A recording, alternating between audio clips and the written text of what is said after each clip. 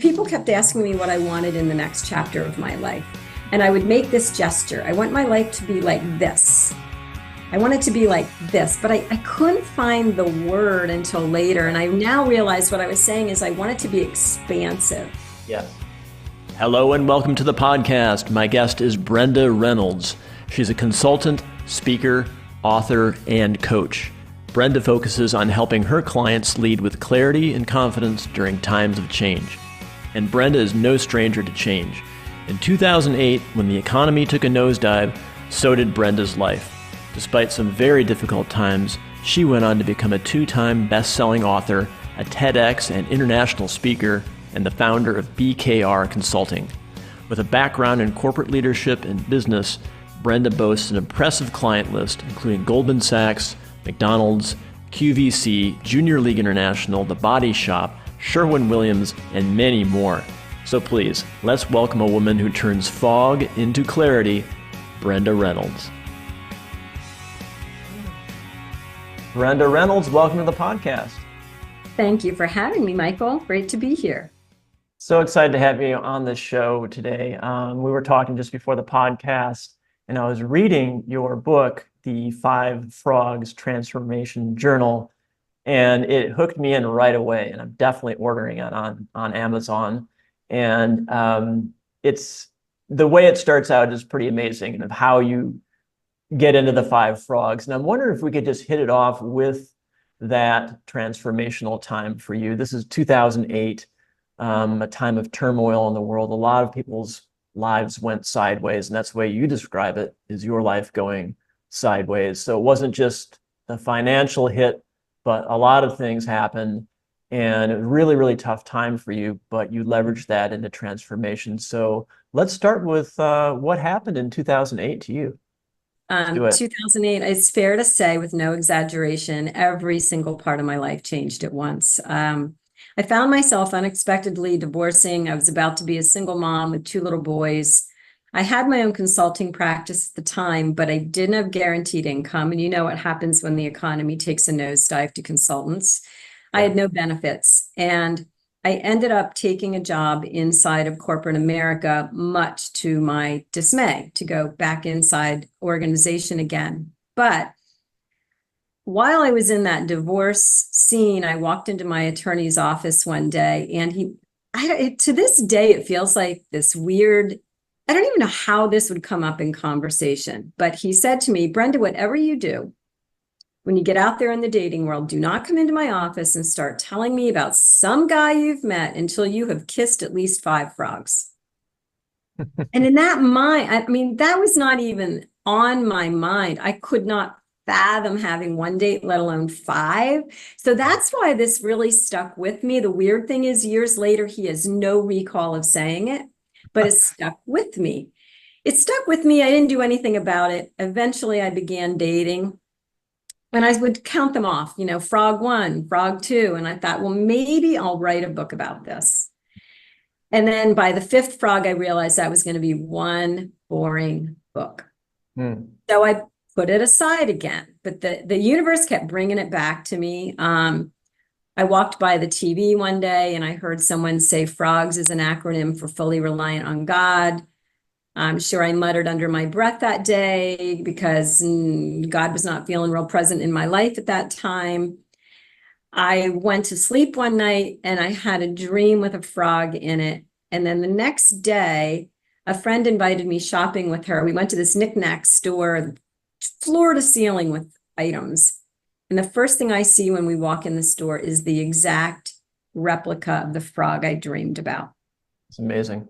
2 weeks later, I come home, I'm cleaning out my office, and I come across this Christmas card that a client had sent me years prior. Nothing significant about it, no reason to keep it, but there's a picture of a frog on it. And so I was pretty clear I was supposed to do something with this five frogs thing. Yeah. That's amazing. And I was telling you, there's a time in my life a time of transformation, when I had a dream. And then the thing that happened in the dream, like, showed up in real life. And what it was, I'll just tell you quickly. It was a particular number that I even kept a dream journal at the time. Uh-huh. And so I was really like in practicing my dreams, and I wrote down like, oh, what is this? And I wrote down this number, and the number, I didn't think too much of it. Like, we'll see what happens with this. And I was working at this particular job in tech in San Francisco, making good money, but not really liking it. And then one day at work, I was like, well, what would happen if I like got fired or like got let go? Like, what would be the unemployment benefits? Mm-hmm. I Googled it, and it was the exact same number that appeared in my dream. Oh, I love those synergies. Yeah, yeah. And I kicked myself because I threw that dream journal out spring cleaning a number of years ago.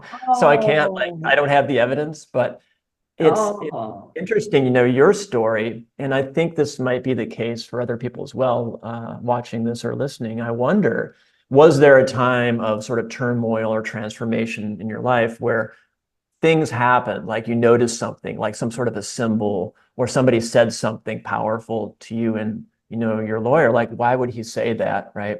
And then just and then Right. this frog theme, turned out and developed, and it's a great metaphor because frogs are amphibious, Mm-hmm. they're good at change. Well, I So looked up frogs right after that, Mike, because I thought, what is going on with frogs? And yeah, I've done a lot of research on frogs since. And yes, they're symbols of change and transformation. There are so many parallels, they're born without legs as tadpoles. It takes them 25 days or 6 weeks to develop their hind legs. So they go through their own changes on their way to becoming fully realized. And I think like your dream and my frogs, we sometimes don't know the significance of them for a while. It's yeah, not always immediate. And so for me, the frogs acronym stuck with me, but I knew I was supposed to do something with it. I wasn't sure what. And then as I moved through my transition and reflected back on it,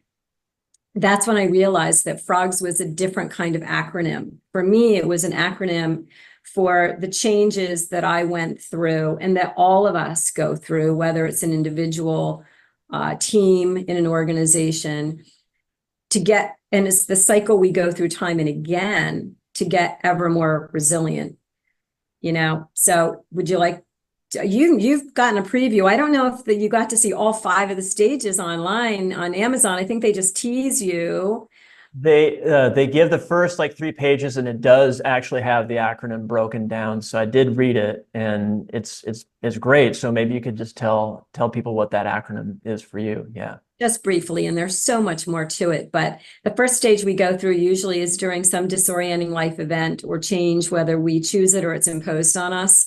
We freak out. Let's just face it. We freak out. Things are falling apart. We get frustrated. We have a lot of feelings. So there's a lot of F stuff going on in that stage. Yeah. And then we realize there are new responsibilities coming our way or things we want to be responsible for, or we reflect back on and say, what was my part in this thing happening? So it's a reflective reframing stage too. A lot of R things. Over time, we overcome obstacles one at a time, big or small. And then I think I'm actually growing even through this hardship. So we've got to make sure we're aware of those things. And then S, we crown a stronger, more sovereign version of ourselves, a new version of ourselves, like that frog that gets legs. And from that space, we often share and serve others because we've had this experience and now we give back with it. So it creates a new something for us to work with and a new version of ourselves. And frankly, life is just one 5 frogs journey after the next. And to me, that's the definition of resilience. That's awesome. Yeah, so the frogs, plural. So this F is like the freaking phase, like you're freaking out, which is normal, I think. And you think you talk about that.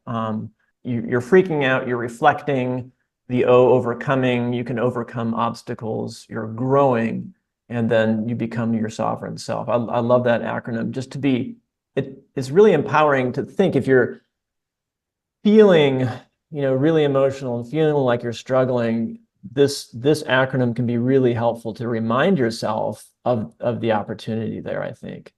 Yeah, for sure. And I think we a couple of things can happen, especially in that F stage, Mike, which is we have these really different emotions that coexist with each other. This morning, I had a colleague reach out to me to say her daughter just went back to college.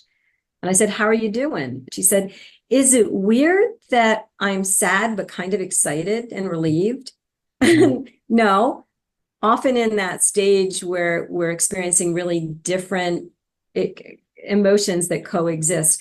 Maybe you're excited about the new promotion you just got, but you're fearful that people will find you out to be an imposter, right? Those emotions sit side by side. I think in our Western society, though, we're so busy getting on with things and doing that we forget to pause and process those feelings, whether you journal about them or punch a few pillows or go for a run. But if we don't process them, they really kind of bleed out in other strange ways later. So it's healthy to feel the feelings and not stuff them down. Yeah, I agree 100%. Very well said. You talk about something called the power of the pause. So can you explain a little bit more about that? Well, sometimes these are forced on us and sometimes we elect them. Sometimes they're big pauses. Certainly 2008 for me was a very big pause where I took a job inside of corporate America again, and I went kicking and screaming. But in that pause, I now look back on it and realize it was exactly what I needed. It was like this forced pause to be surrounded by amazing people doing really great work, helping children who were sick, and also a pause to help me be reminded of what it's like to work in an organization and build a new set of skills for me so that by the time I went back out again as a consultant, which I did in 2012, I was better equipped to serve people. Yeah. Other times the pause is as simple as just that nanosecond where something great happens, where I pause to say thank you to whoever's listening and demonstrate some gratitude. Other times it's that pause you wish others took more often, to think before they speak, think before they act. One of my coworkers was an older woman years ago, and she used to say, you know, right before I get road rage on somebody, I pause and I picture my mother or father in the driver's seat, and I imagine it's them. Wow. And in that pause, it reframes how I'm feeling about the person who just cut me off. So I think I call it, it's only in that pause that we see possibility. We see our choices to act instead of acting on blind reflex. So I've come to call them pausabilities. We see the pausabilities. That's awesome. You know, I think in our society there is this reluctance to sit with maybe a difficult emotion or sit with a time of pause. And there's a lot of, like you say, power in that, like pausability. And it's really a missed opportunity. I mean, I think we're really tempted to say, okay, I'm going through this difficult time. Maybe between jobs, or maybe I'm, getting divorced, or maybe my kids are going off to college, or a number of times of transition. And there's a power in just pausing and reflecting. But so often we're told we need to solve the problem. We need to keep busy, push past that because of the discomfort. And there's so much like gold to mine in that time of pause. So I love powerless, right? I mean, great point, Mike. When we're powerless, we can't refine our power unless we pause. Yeah. I always say in that pause, we're reminded we have power. The first is we have the power to say, given this situation, is there anything I could change or influence? Maybe not. In this pause, is there anything, maybe I just need to accept something even temporarily, like you said about working in that job in tech for a while, but you probably paused and said, I'm not happy. I know I need a change, but I need to accept this for now until I get my next plan in place. So sometimes those happen. And other times the pause is just the pause we need to say, I got to get out of here, whether it's a job, a relationship, a situation. But if we don't pause to recognize we still have choice, and in remembering I always have a choice, I get my power back. Right. Yeah. Yeah. Reflecting and remembering that you do have a choice, and there's like, again, like an opportunity, and that is how you get your power back, as opposed to I got to be reactive here, and I don't have power. I need to react. But you do have an immense amount of power if you just sit back and look around and realize, right? Absolutely. In every moment we do, every moment. Yes. I told you I have a Division I lacrosse player son. He played up until 2 years ago. And I actually learned a lot from him on some of these things, just even as an athlete. Watching, you're going to hit rough times. You're going to have things not go your way. You're going to get undervalued and underestimated. So how do you pause and figure out what you do with that thing when it shows up? So he was a great reminder to me, and I'm shouting him out because today is his birthday. Oh, wow. Wait, happy birthday. That's awesome. That's so cool. That's so cool. You know what? I work with a lot of athletes in my consulting and coaching business, and I love working with athletes, and I'm just starting to work in businesses as well and seeing how similar it is. And I'd like to let's segue into like your work with businesses, because this book, Five Frogs, and your other book, TBD, To Be Determined, both of these have so much power and possibility for businesses. And now a brief message from our sponsor, Rewire Fitness. If you want to have more high performance in your life and you like performing at a high level, you're going to love this app. You can go to rewirefitness.app. That's rewirefitness.app. And they have this incredible app that's for athletes, actually for all high performers, and is really the only one out there that has a sports psychology or mental performance or a mental fitness and recovery protocol in the app. It's the only one that I know of, and it's incredible. It really works very, very well. You can connect it to all of your wearable stuff and track things, and integrates everything. And it's just some amazing stuff for mental fitness. I highly suggest you check it out. If you go to michaelseely.com/podcast, there's a link there for a 20% discount off of their elite program. It is well worth it. Go to michaelseely.com/podcast, click on the Rewire Fitness link, and the code is michaelseely20. Again, michaelseely20. So in your work with businesses, do you find that a lot of businesses you work with they don't know about pausability? Like, they think they need to get back to the board of directors and solve this problem and immediately react. Do you find that, and do you have to educate people about, hey, there's this power in pausing, and nothing's really on fire at the moment. How can you use this crisis as an opportunity to pivot or whatever? But yeah, do you find business leaders are in that reactive mode? They're in that reactive mode. So when I get a phone call or an email, first of all, I'm thrilled, because that means they paused long enough to even recognize and reach out for some form of help. And then once I'm able to get with them, then my job is to make them pause longer, to make really intentional choices. Ironically, I just had this conversation this morning with a client that just announced a reduction in force. And, when you do that, often businesses want to move fast. They just want to get that over with and behind them. And then at the senior level, they go, whew, that's over. Yeah. But the conversation was about maybe they moved too fast, because what they didn't do is talk across their silos about who is being reduced in force. And they couldn't see the full picture of, don't let that person go. You have no idea how they're connected to this other part of the business.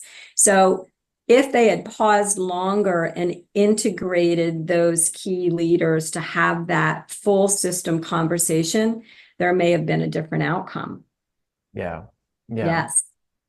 That's so important. I mean, it just, people can get caught up in the emotions too, so that, and this, but like, what happens when you have a lot of cortisol and like these stress hormones and emotions running in crisis mode is that you can see this on a brain scan, is literally the blood will go away from your rational prefrontal cortex into the fight or flight, into the limbic system.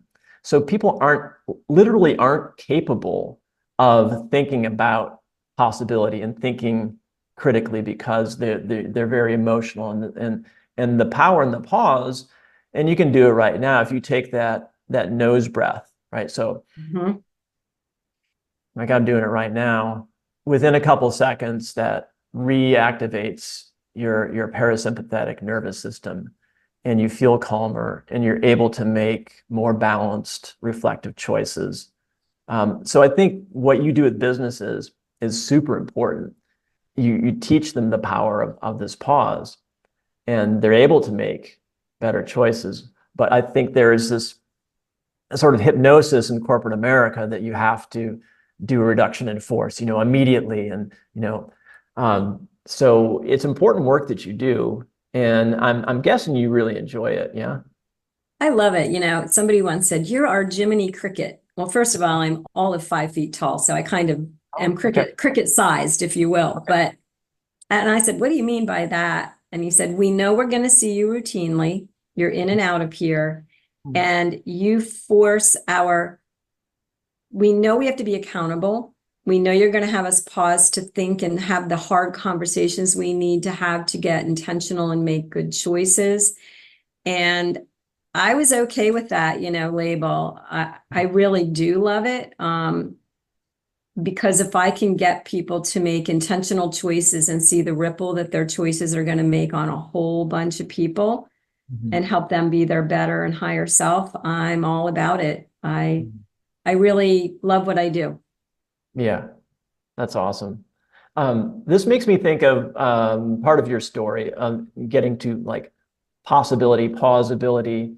When you were in 2008, after that, going back and working in corporate, there's this point where you actually thought about consulting for that same company, right? And thinking more entrepreneurial, more into the future, and having like the boldness to propose that. And that gets to kind of like the why not attitude, right? Well,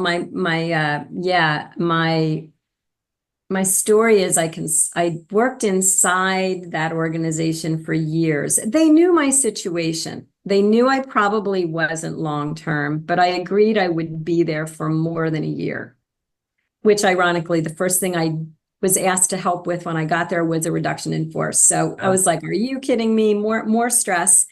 Yeah. But 4 years into it, I really had that feeling that it was time for me to get back to my entrepreneurial life again. And I got a little help with that because they brought in a woman who was going to be who was my leader. And to be honest, she was really unbearable. She ended up getting fired, but not soon enough. Okay. And she wreaked a lot of havoc. So she helped me get brave. And I decided to go to the executive that I reported to and suggest that perhaps I work for them part-time, fewer hours, higher pay. I knew my stock was high in the organization after proving myself time and again. So I said, let me go out, do my thing. You become my key client and give me the most challenging organization development situations you face as a business. Put me on those, free me up from all the meetings, the administrative work, and let me really do what's my mastery. And I told friends about this before the conversation, and they all told me I was crazy and no one was ever going to go for it. And so I said, I think they're going to go for it. And they didn't blink. They went for it. And then, so in a weird way, as my key client, they helped me relaunch BKR Consulting again and continued to work with me for years. And on occasion, I still hear from them. That's awesome. I got to go help build a children's hospital in Orlando, Florida, and do everything involved with that. I got to coach one of the top pediatric cardiac surgeons in the world, so they put me on these really interesting projects, and why not, right? If I always say, you take that, now what? Like, here's this boss I can't deal with, now what? And I go, behind every now what is a why not, ready to be unleashed. And I think I've just been conditioned that way from birth, because I think as I now look back on my life, I've dealt with most now what's with a why not. And now I try to do that with my client systems too. Yeah, I love that. I mean, because the natural reaction is, okay, this boss is unbearable, I'm going to quit, or, kind of like a retreat, right? But then there's the flip side of that. Well, like, why not just be like extra bold and try to leverage this thing and go in there? Like, what's the worst that could happen? They'd say, no, Brenda, we love your idea, but like, go back to working for us. Like, that's probably the worst that could happen. Like, they're probably not going to fire you for proposing something, because it shows that you have interest in helping them. So, I mean, good for you. That's incredible. Just like, I'm going to be bold and like, give me your most difficult thing because I'm good at it, right? Yeah, and it's interesting. I just had an exchange. I mean, this was so many years ago, Michael, but I just had an exchange via LinkedIn with that pediatric cardiac surgeon this week. Wow. He's continues to do some really amazing work. That's awesome. Wow, I can't imagine having that as my profession, but some people are cut out for it, like really, like they're the best at that. Their personality is right for that, and they love helping people, and you coached them. Yeah, and they often don't pause. I mean, if you're a surgeon, you don't get a lot of downtime. You don't get a lot of time to breathe. And the fact that he was able and willing to work with me and take the time to do that was really a compliment. Yeah, yeah. I want to talk about transition fog, and I want to share a personal story of mine real quick. It's funny, like, as I'm reading more and more of your material, I'm reflecting back on my life of like similar things that have happened, right? And so I was age 18, and I had made the decision to pursue bicycle racing as a profession and not go to college. And everyone told me I was crazy. And everyone freaked out. Yeah, it's like that's not very prudent, right? And so I was living in Wisconsin at the time, and I drove down to Austin, Texas, because I had a friend there and I wanted to train in the warm weather. And when I was driving down there, I hit the most intense fog in like Arkansas. And it was so thick that I had to literally pull over. And I mean, I couldn't see like 20 feet in front of me. And before I pulled over, I actually had a flat tire on the car too. So here's this thumping flat tire fog. I have no idea where I am. And I'm just forced to pull over. So in reading your stuff, you talk about transition fog. And I thought about, like, literally for me, that was a transition fog, and I had to pull over and wait for it to clear. So tell us a little bit more about this concept of like transition fog. Well, I write about that one in TBD. And TBD is the first book I wrote, called To Be Determined, Leading with Clarity and Confidence in Uncertain Times. If you can't tell, I'm a metaphors girl. So yes, transition fog happened to me when I was really realizing this divorce of mine was going to happen in 2008. And I was sitting in my sunroom talking to my brother and sister-in-law. And I have this really visceral memory. I can get back there in a minute, probably just like you, alongside that road in Arkansas. And I remember I had my face in my hands, and it felt like a fog had just rolled in over my perfect life plan. I mean, I couldn't imagine what was going to happen to my life, my children, my home. I couldn't see anything. And it wasn't until much later that I looked back on it, and I saw that I kept saying to people, kept asking me what I wanted in the next chapter of my life. And I would make this gesture. I want my life to be like this. I want it to be like this, but I couldn't find the word until later. And I now realize what I was saying is I want it to be expansive. Yes. And I think sometimes these things happen to us and they're openings for us to expand ourselves even beyond where we sit currently. And so in retrospect, a fog, I said, okay, if there's a fog, that's like a cloud on the ground. I'm an optimist by nature. There's got to be a silver lining in here. A fog is ultimately a freaking opportunity for growth. There we go. There's another And acronym. I call it a freaking opportunity because it doesn't always feel good. Mm-hmm. And we don't see the gift of the fog. I talk Mhm. about this in my TEDx, but we don't see the gift of the fog until it's in the rearview mirror. Yeah. Then we go, oh, that's why it had to go that way. Uh-huh. Yeah. Or I would never have written this book. I never would have created this journal. I never would have, had the resilience to do some of the things I've done. And then from that, be ever more present to serve people who are in that same space. Yeah. Yeah, that's so awesome. I'm a big metaphor and acronyms person myself, so I love that. So the FOG, right? Like a freaking opportunity for growth. You could have another effing in there if you wanted to, but we know what Oh, you mean. yeah. We got frogs, we got freakings, Right. we've got frustration. But Michael, Yeah. I was a cliffhanger. What happened to the roadside issue? How did you handle your fog? Yeah, so it was one of these things where I was trying to push through. It's like, okay, I've got this was before I had the flat tire. I was just pushing through the fog and pushing through, and it felt dangerous and it felt like I needed to pull over. And the locals there were just flying past me in the left lane, honking at me. And I don't know how they were doing it. The locals, right? But I'm kidding you not, it was like like surreal thick fog. Like, how is this even possible? And so it's kind of like the flat tire forced me to pull over. Like, Ah, yeah, I got a yes. flat tire, like that's kind of rare in a car. And so I guess I got a flat, I have to pull over and let the fog clear before I continued to my goal.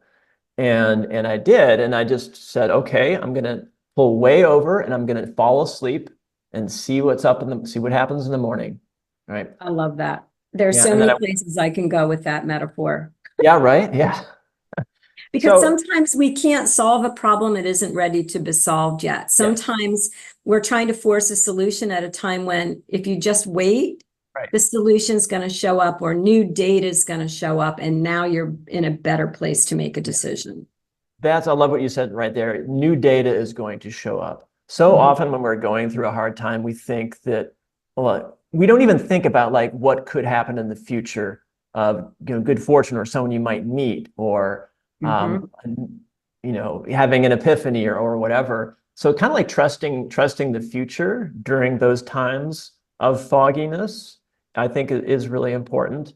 And if you push through, if you force through, and it's like, no, I don't want to be in this fog, and I'm going to push through anyway, like maybe not the best decision. Like there's again the power of the pause. Why not just stop, let the fog clear, and you might see things differently when after the fog clears a bit. Well, and I always talk about the idea that, when we are traveling in those foggy roads, our low beams illuminate 350 feet in front of us at a time. And that is it. That is Yeah. all the further we're allowed to see. We Yeah. sometimes get impatient or feel like we should do something. So you flip on the high beams. And that only makes things worse. So we have to trust that we can get there one little stretch at a time. And that sometimes that's as far as we're allowed to see. What we need is not in front of us yet. But if we're Yeah. patient, it will show up. Right, right. Now, I remember this from your TEDx talk, and so viewers and listeners, check out Brenda Reynolds, her Brenda K Reynolds. You can find you better that way. Your TEDx talk is amazing with that metaphor of driving in the fog. Exactly what we're talking about. That's a great talk that you gave. Well, this is a silly example of it, Michael, but I remember when I was in that whole state of flux, and I remember my one son had to go to a half-day kindergarten, which is not created for working professionals. And I did not know how, in the middle of the day, I was going to get him home and what I was going to do with him. Had not solved that problem on the first day of school. Got there to pick him up, and I began talking with a mom in the hallway. We learned we had the same first name. chit-chatted. She told me about her son. She told me she's an at-home mom. She has an only child. She's really hoping that her son and my son get along because he's always looking for playmates. Long story short, she ends up saying, do you know what a gift it would be if I could take your son to my house every day after kindergarten to play with my son, and then you could pick him up at my house? I mean, the answer just showed up.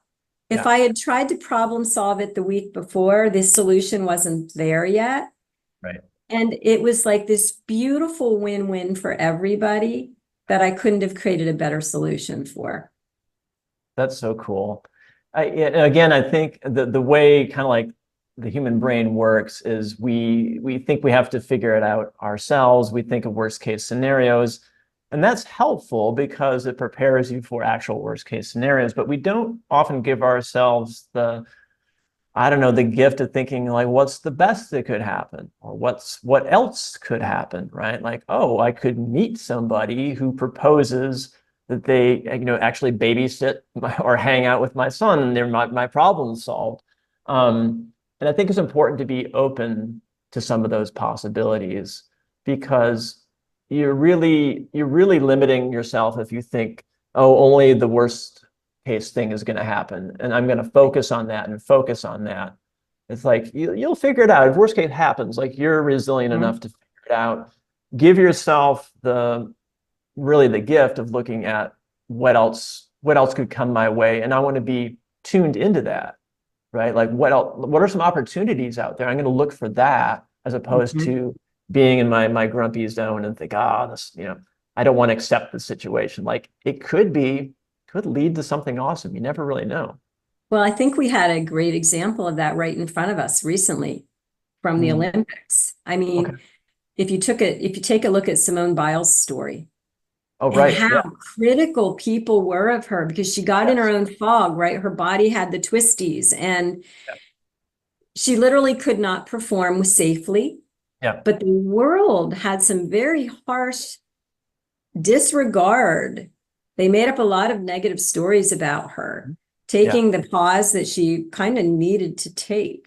Right. And I think it's just a great example of a forced pause, but one where she used it to ask a question we often don't ask ourselves and is really important in the pause, which is, what do I most need and want right now? Is it to just take 3 deep breaths? Is it to get out of this job? What did she need? She needed recovery time. Right. She needed a break. She needed to slowly retrain her body to be able to do those amazing feats. Yeah. I am sure she could never have imagined she was going to have a 2024 Olympic experience the way she did, when she was way back there in that fog and receiving nothing but criticism because she didn't keep going. She dropped out and didn't keep going. Yeah. Yeah. So you're referring to the 2020 Olympics, which got postponed to 2021.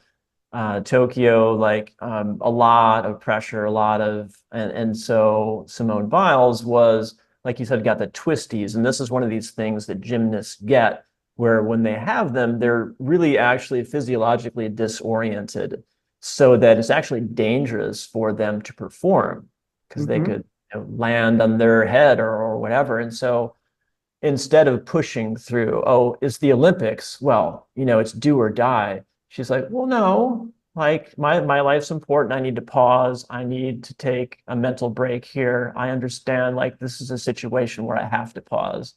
And that worked out the best for her. That's a great example, right, of the power of the pause, and really the courage to say, like, what do I need? What do I need right now? Or as opposed to what should I be doing right now that everyone else says I should be doing? Like, take that moment to just reflect and go, what's best for me right now, right?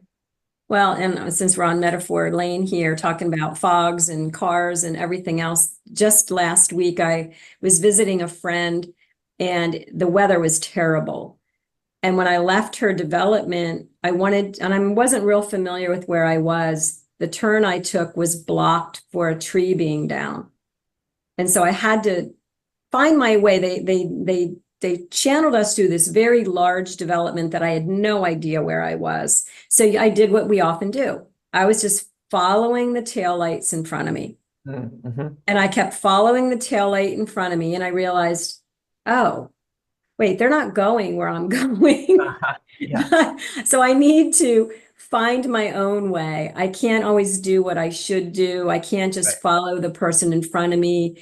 I shouldn't just do what the popular Right. groups telling me I should do, what's popular opinion telling me I Yeah. should do. I really Yeah. have to take inventory for myself. Professionally, personally, we have to do this all the time. Yeah. And it's funny because I think people believe they don't have the time to take the pause. I need to react. I need to do what people say is prudent or what I should be doing. But most of the time, unless literally like your house is on fire, like you have time to pause and reflect even in a crisis and go like, okay, what are the moves that I have available to me? Right? Mhm. There's just so much power in doing that. And I think that it's really a habit. Like people can start to practice that on a smaller, low stakes scale. And then you realize that, oh, I can apply the power of the pause to higher stakes as well. Let's say Yes. I'm a CEO and I'm getting pressure from the board to do a reduction in workforce. Like, okay, thank you for that. Doesn't have to happen this moment, right? Mhm. But what are the available options here? And Mhm. do I have the courage to, if I know intuitively that this is the right move, can I have the courage to actually execute on that, right? And what I find in businesses too is pausing for those key leaders to remember that during a change that's been announced in an organization, they also need to then let their people have that mental pause to wrap their head around what just happened and move through it, go through the 5 frog stages, because they're going to lag behind what the executive team is dealing with because they've already moved through acceptance. Yes. But the rest of the organization is lagging behind. So I am often reminding leaders of those kinds of things too, and being a voice for the folks deeper in the organization that they can easily lose track of because they get a little disconnected from that reality.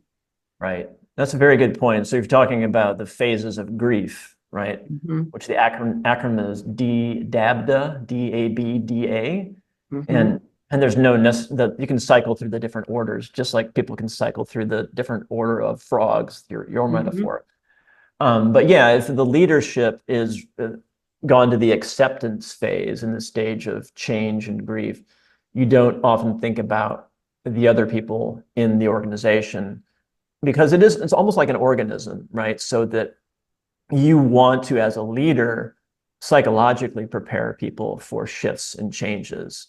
You have to be thinking about that, like, okay, how's this going to affect everyone in the company? And there's some key players that like I need to give them some time, the power of this pause and process, and not just steamroll ahead, right?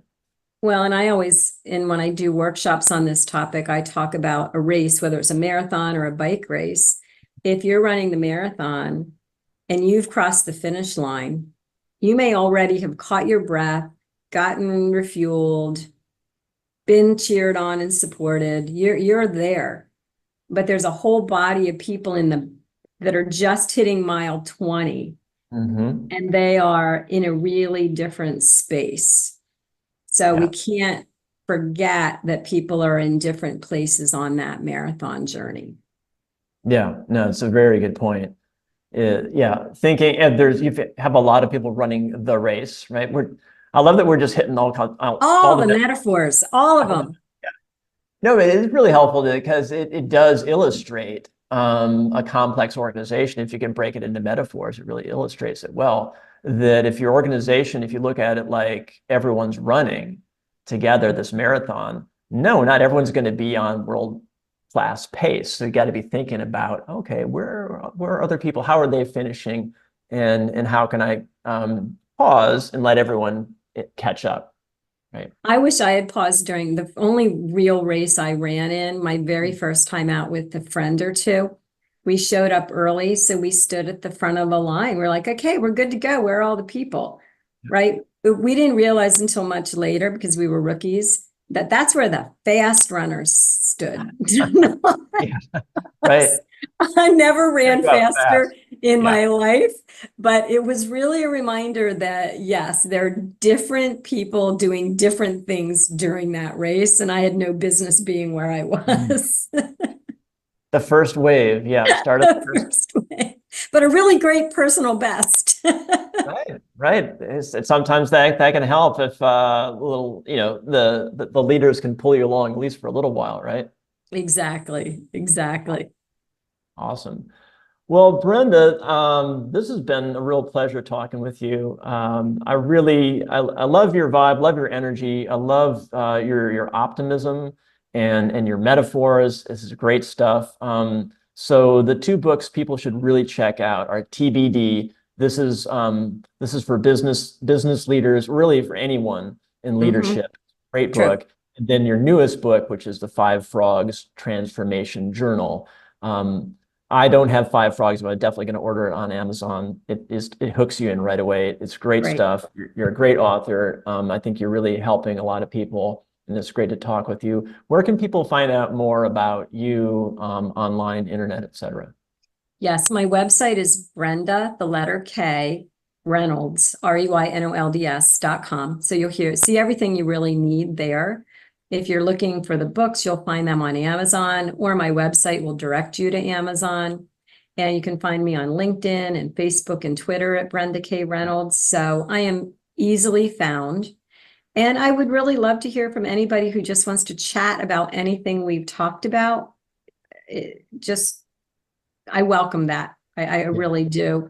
TBD was written, I mean, both of the books are really in a conversational tone. TBD was written because when I was going through my divorce, I was happy I had my organization development background to help me navigate it, and sad that more people didn't have that. So I took some of those concepts and tools and models, and I wrote it in a conversational way for leaders who on a busy business trip could read that book on one flight and back.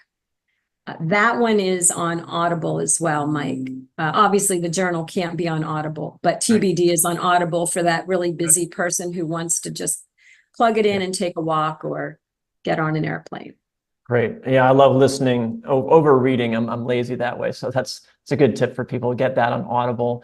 And we were talking before the show, people might not know this, but you used to be a teacher, right? Mm-hmm.